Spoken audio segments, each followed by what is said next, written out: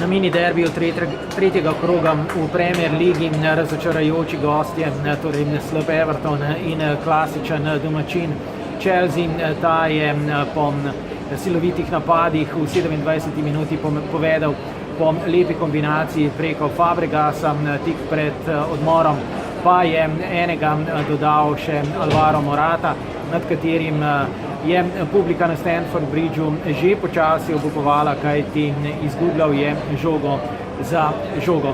V drugem polčasu nič kaj posebnega, še enkrat pa klasičen Chelsea, kar pomeni, da nasprotnika stisne in mu zabije 1-2, nato pa v drugem delu, če je le možno, pol ambiciozno odpimpla do konca tekme. Na drugi strani Everton precej slabši, kot se je od njega pričakovalo, oziroma kot se je pričakovalo po remiju, ki ga je uspel iztržiti v ponedeljek na Etihadu.